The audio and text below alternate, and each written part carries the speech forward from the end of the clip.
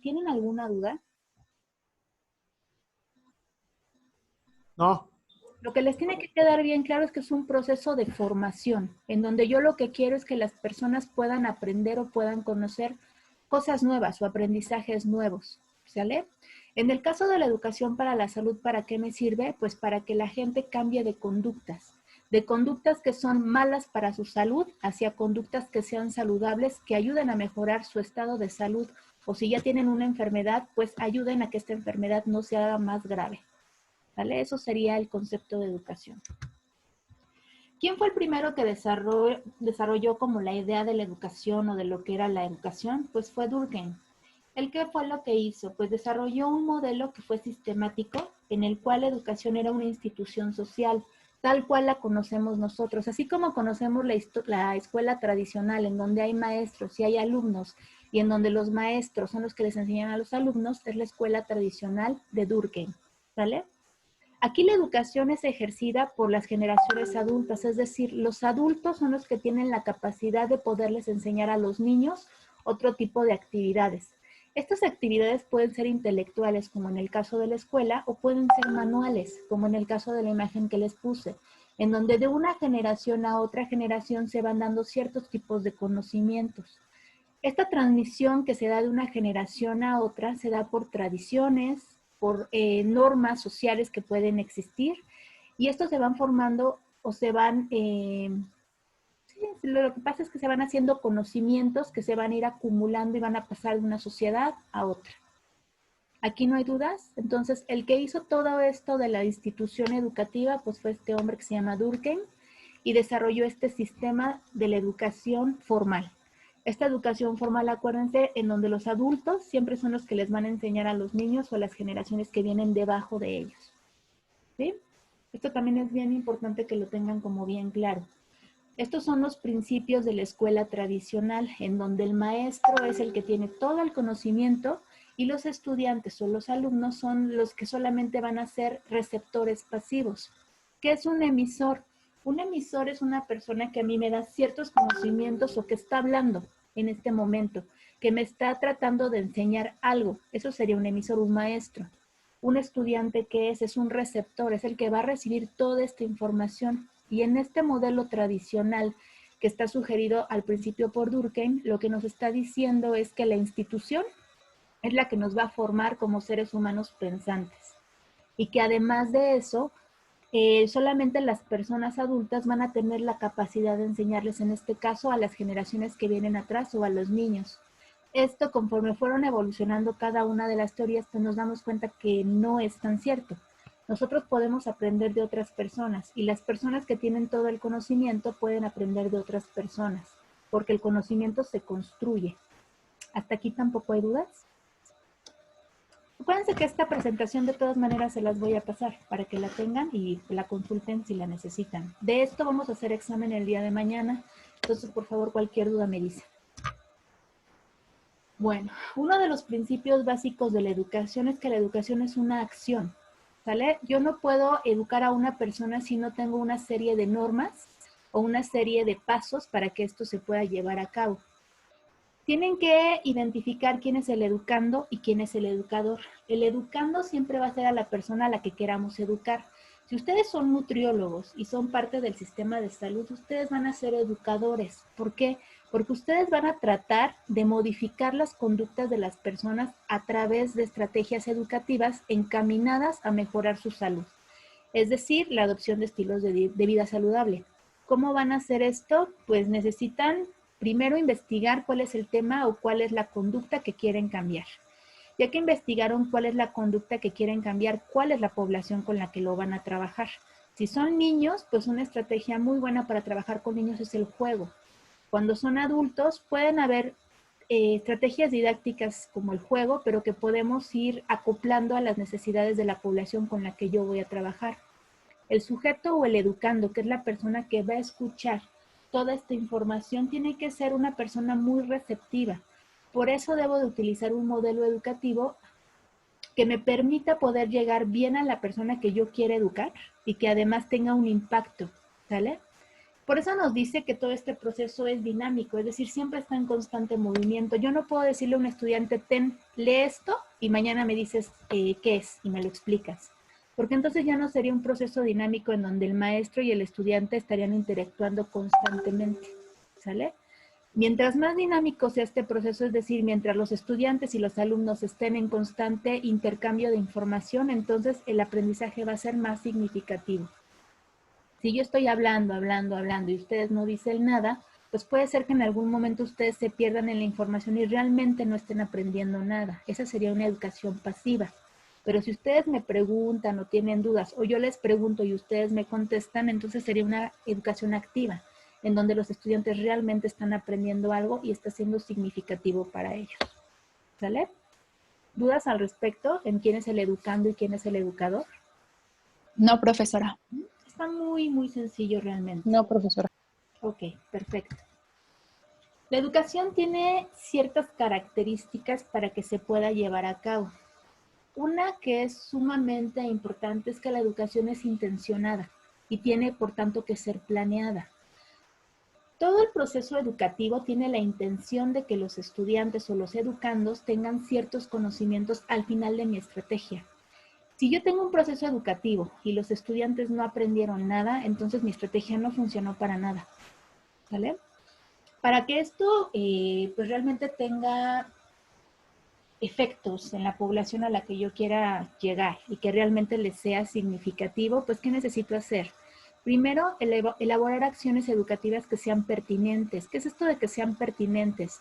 Pues que sean en el contexto de la persona con la que yo quiero hablar. Por ejemplo, yo soy nutriólogo y una persona va conmigo y yo le digo que para que baje de peso tiene que hacer una dieta mediterránea. Y a lo mejor la persona es de muy bajos recursos económicos y ni siquiera sabe qué es, ¿vale? Que es una dieta mar-tierra, en donde yo tengo que poner elementos tanto, por ejemplo, consumo de pescado como carnes, para poder mejorar mi nutrición. Pero a lo mejor una persona en cierto contexto no sabe qué es. Entonces, si yo no hago acciones educativas o yo no hablo el lenguaje adecuado para la persona con la que yo quiero transmitirle la información, pues es muy complicado que me pueda entender. Por eso las acciones deben de ser pertinentes al grupo con el que yo quiero trabajar, ¿vale? También tengo que prevenir acciones que no sean pertinentes. Por ejemplo, si estoy trabajando con niños, algo que no sería pertinente es dejar que ellos pudieran dar toda la clase completa, porque en algún momento se perdería la intención de la clase. Entonces eso no sería pertinente. Yo tengo que ir midiendo qué sí puedo hacer con mi población y qué no puedo hacer con mi población. Si yo estoy trabajando con personas que tienen, por ejemplo, sobrepeso, pues algo que no sería pertinente sería que yo le regalara a cada uno de ellos, no sé, una paleta o un dulce terminando cada una de mis clases. Eso no sería pertinente, ¿sale? Entonces sí, cuando ustedes estén haciendo alguna estrategia educativa, tienen que planear muy bien este proceso, es decir, qué sí tienen que hacer y qué no tienen que hacer. Otra cosa es que tienen que buscar elementos didácticos que les permitan que se tengan los efectos deseados en la población. Por ejemplo, si trabajan con niños, una estrategia didáctica muy buena para que los niños tengan la recepción y la atención de ustedes es que jueguen con ellos y que mediante el juego ellos puedan tener ciertos aprendizajes. De esta manera yo voy a tener el producto deseado. ¿Cuál es mi producto deseado? Pues que la persona aprenda, por ejemplo, lo que tiene que ver con el plato del buen comer. Con un niño es muy fácil poder trabajar esto. Se pueden hacer materiales didácticos con material, o se pueden comprar materiales didácticos como frutas y verduras y decirles a los niños cómo las deben de combinar. Si ellos lo ven de manera directa y pueden jugar con ello, para ellos es muy fácil poder tener un conocimiento que después les sea para ellos significativo y que lo puedan replicar inclusive con su familia. Entonces, esta parte es muy, muy importante en la que tanto el educador como el educando estén como en conjunto, estén trabajando siempre este proceso. No se vale que nosotros dejemos que, por ejemplo, como maestros, que los estudiantes hagan todo el trabajo o al revés, que el estudiante permita que el maestro haga todo el trabajo sin tener una interacción. Siempre tiene que haber una interacción entre todos nosotros. Si yo los tuviera, por ejemplo, en una aula de clases, para mí sería mucho más sencillo poder formar equipos de trabajo y poderlos poner a exponer todo este tipo de cosas para que realmente entre ustedes tuvieran un mayor tipo de conocimiento. Tengo que ver estrategias de cómo le hacemos para hacer mini grupos de WhatsApp, para que entre ustedes queden de acuerdo y podamos exponer entre todos, para que no siempre la clase se las esté dando yo y podamos hacer una retroalimentación para ver si realmente estamos entendiendo todos estos conceptos, ¿vale? Entonces, esto de intencionada y planeada tiene que ver con que yo tengo que elaborar acciones que sean pertinentes, ¿sale? Detectar cuáles son los pertinentes y ver cuáles son los efectos que yo deseo que tenga esta estrategia educativa, es decir, qué conocimientos quiero que tengan las personas. Uy, ya me pasó. Ok, otra cosa del modelo educativo o de estas estrategias educativas es que tiene que ser sistemática. Yo no puedo, por ejemplo, enseñarle a un niño raíces cuadradas si no sabe sumar, multiplicar y dividir primero. Es decir, es un paso a paso. Primer paso, yo quiero, por ejemplo, que un niño coma 5 frutas y verduras al día. Bueno, el primer paso sería decirle a los niños por qué es importante comer frutas y verduras. Pero yo tengo que tener en cuenta cuál es el contexto económico del niño, tengo que tener en cuenta cuáles son los conocimientos de los niños. Yo no puedo llegar y, como les dije, decirle a las personas que hagan las cosas si yo no conozco el contexto de las personas. Yo puedo llegar a lo mejor a una comunidad muy pobre, en donde no tengan dinero ni siquiera para comprar, ¿qué les gusta? Huevo, o para poder comprar pan en la noche para poder cenar, y donde la gente a lo mejor solamente puede hacer una comida al día. Y si yo le digo a la gente es que tiene que darle frutas y verduras a sus niños, pues me va a decir, pues ¿cómo si no tengo dinero? Entonces el primer paso es analizar el contexto de la estrategia en la que yo quiero trabajar. ¿Para qué? Para poder tener metas que sean alcanzables. Yo en una comunidad rural en donde la gente no tiene dinero para alimentarse, es muy complicado que yo llegue con mi plato del buen comer y que quiera que la gente coma todos los días a lo mejor algún tipo de proteína, porque la gente no va a tener ese dinero para poderlo hacer. Yo tengo que ver con qué cuenta la gente y en base a lo que cuente la gente empezar a hacer menús que sean lo más saludables posibles. Es bien complicado para los nutriólogos, para los promotores de la salud o para los médicos que llegan a comunidades rurales en donde no hay nada, poder hacer estrategias educativas en cualquier ámbito, porque no hay los recursos. Cuando ustedes están en la ciudad, en un ámbito en donde la gente por lo menos tiene dinero para poder comprar alguna fruta, pues no es tan complicado. Pero créanme que es más barato irte a comprar un gansito que comprar manzanas, por ejemplo. Entonces eso hace muy complicado que la gente pueda llevar a cabo estos planes nutricionales. Entonces aquí, bueno, tenemos una chamba bien complicada que es hacer estrategias educativas que tengan metas pero que sean alcanzables, ¿sale? O sea, es muy bonito lo que nos dicen que las 5 frutas y verduras y que comer proteína y todo esto, pero mucha gente, pues no, realmente no es posible para ellos, ¿sale? Bueno, entonces primero tengo que ver mis metas, qué es lo que yo quiero enseñar, pero que sea algo que sea alcanzable. Después con esto tengo que construir conocimientos que se formen de manera intelectual, es decir, que las personas tengan ese conocimiento a través de información que yo les voy a dar con datos. Estos datos se los puedo presentar en trípticos, se los puedo presentar en carteles, se los puedo presentar en algún video. Y es bien importante que sean significativos para las personas. Cuando a ustedes les gusta algo, se lo aprenden. Cuando a ustedes no les gusta algo, no se lo aprenden. Yo no sé, por ejemplo, ¿les gusta estadística a ustedes? Ahorita que están, bueno, no sé si ya llevaron estadística y epidemiología, son como de las materias más complicadas de la carrera. ¿Ya las llevaron? Bioestadística ya, epidemiología la estamos llevando. ¿Les gustó bioestadística? ¿Le entendieron? No, no mucho. Yo cuando llevé la materia, la cursé, lo tuve que cursar 2 veces porque la primera vez no la pasé porque no le entendí nada. Tuve que pasarla en asesorías y ya la pasé en 8º semestre porque ya tenía que salir, pero fue una materia que le sufrí mucho porque realmente no le entendí nada. Entonces el maestro utilizaba puros ejercicios matemáticos que no tenían que ver con el ámbito de la salud. Entonces para nosotros era muy complicado hacer las interpretaciones. Una materia con la que pues esa y farmacología con la que muchos batallamos. Pero al final de cuentas, cuando te lo empiezan a enseñar de tal manera que sea significativo para ti, es cuando realmente un conocimiento se te puede quedar, ¿vale? Entonces yo les recomiendo que cuando sean este tipo de materias, traten de buscar información que se les sea, pues de alguna manera interesante para que realmente lo puedan hacer bien.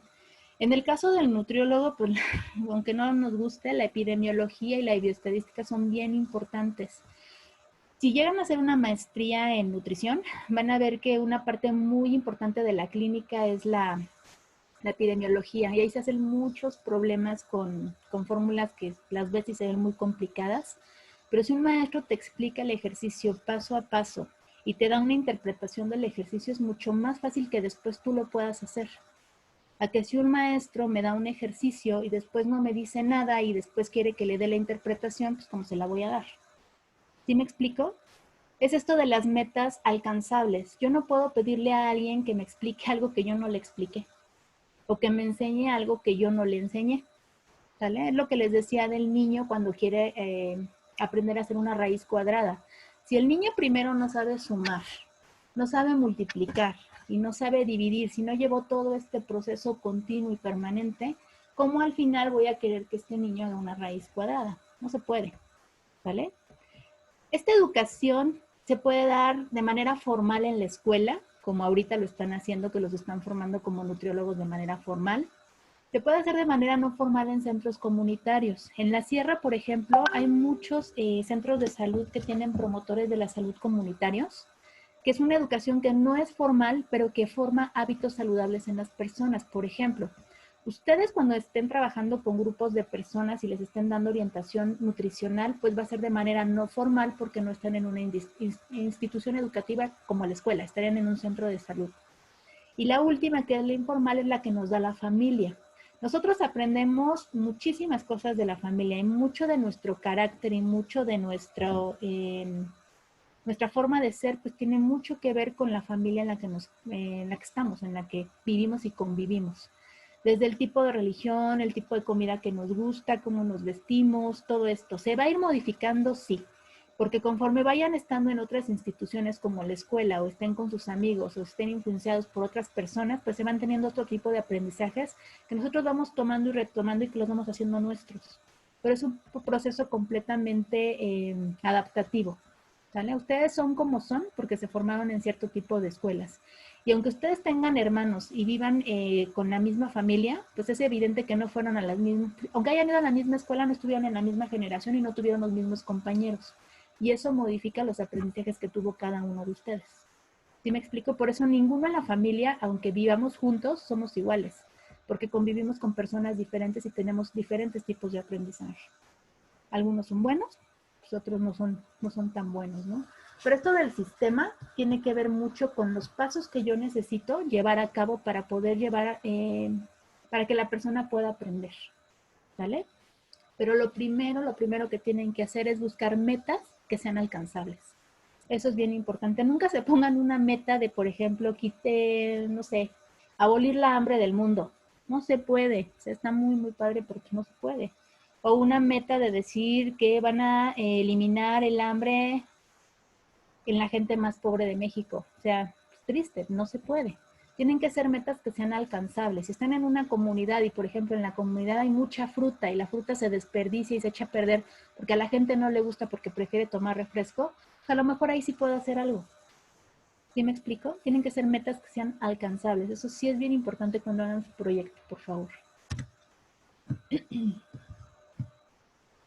Bueno, aquí vamos a empezar a ver los modelos educativos. El primer modelo, pues ya fue el que les puse en el artículo que ustedes leyeron. Estos modelos los vamos a ver como de manera muy simple en esta clase y después los vamos a ver con cada una de las corrientes que tiene. No vamos a ver todas porque son muchísimas y no nos daría el curso para poderlas ver todas, pero vamos a verlo de la manera más simple para que ustedes lo puedan entender. ¿Cuál es el primer modelo educativo? Es el modelo tradicional. El modelo tradicional es el primer modelo educativo que hubo en la historia de la humanidad, en donde las personas adultas van a tener o van a tomar el papel del educando y los niños o las personas más jóvenes de los educandos, es decir, a las personas a las que les va a llegar el mensaje. Aquí el maestro es el que siempre va a tener un papel activo, es el que siempre va a decir qué es lo que se tiene que hacer y por qué se tiene que hacer. Y el estudiante solamente es un receptor pasivo, al que le va a llegar la información y que con que se la aprenda de manera repetitiva, es decir, de manera memorística, es más que suficiente. A mí no me interesa que las personas interpreten o sepan qué hacer con la información, solamente que se lo sepan y ya. Este tipo de modelo tradicional se ocupa mucho, por ejemplo, cuando son conocimientos que son memorísticos. Cuando yo quiero que ustedes se aprendan las tablas de multiplicar, siempre, 7 por 1 va a ser 7, ¿sale? Y con que ustedes sepan que 7 por 1 es 7, pues es más que suficiente. Las tablas se pueden utilizar o se pueden enseñar con modelos más interesantes, en donde yo a los niños les muestre los conceptos de las cantidades. Por ejemplo, yo le puedo decir a un niño que 7 por 1 es 7 y le puedo poner 7 manzanitas. Entonces, él lo va a relacionar más con algo que ellos conocen. Y este conocimiento tiende a ser más receptivo, tiende a ser más práctico para las personas porque lo reconocen más. Pero si solamente es un símbolo que a mí no me dice nada, solamente que es un 7, pues me lo voy a aprender de manera memorística, pero realmente no va a tener un significado, no va a ser significativo para mí, solamente va a ser una acumulación de conocimientos, ¿vale? Sería como ahorita que ustedes están tomando la clase y que pues medio me hacen caso y ya vieron que el modelo tradicional pues es donde el maestro dice qué es lo que se tiene que hacer y el estudiante escucha y ya. Y se quedan con eso y ya, ¿sale? Este es el modelo educativo que regularmente se ocupa en la Secretaría de Salud, en donde, por ejemplo, no sé si les ha tocado que están en salas de espera, les están dando una plática, no sé, de un tema X, de la diabetes, y les dicen todo, les dicen y les dicen y les dicen, no permiten que la gente pregunte, les dan un tríptico y les dicen que cualquier duda, pues pueden ir y preguntar o les dan un número. Pero no le dan la oportunidad al otro de poder participar o de poder tener o expresar sus dudas. Ese sería el modelo tradicional, en donde yo nada más quiero que mi paciente sepa por qué, qué es la diabetes y qué causa tiene, pero yo no le explico nada. Nada más quiero que sepa, que sepa, que sepa. Es un conocimiento y ya. ¿No hay dudas con esto? Esto venía en el texto que ustedes leyeron, lo del modelo tradicional. Este modelo duró siglos y se llama modelo pasivo-receptivo, ¿sale? Los estudiantes que son unos receptores pasivos de información. El maestro, ¿qué es? Es un receptor activo de la información, pero no permito una interacción entre el maestro y el estudiante. Es vertical, es decir, solamente va hacia un solo lado. ¿Dudas hasta aquí con este modelo educativo, que es el tradicional? No, profesora. Está muy sencillo. No, maestra. No. Bueno, ahorita me quedan 5 minutos para que se reinicie el Zoom. Les voy a dar, déjenme ver qué hora es. A ver, lo voy a dejar de compartir y ahorita vemos lo que falta. Son 6:20. 6:25 se vuelven a conectar. 5 minutitos para que se estiren tantito y se conectan de nuevo, por favor. En el mismo maestra. link, por favor. Sí, profesora.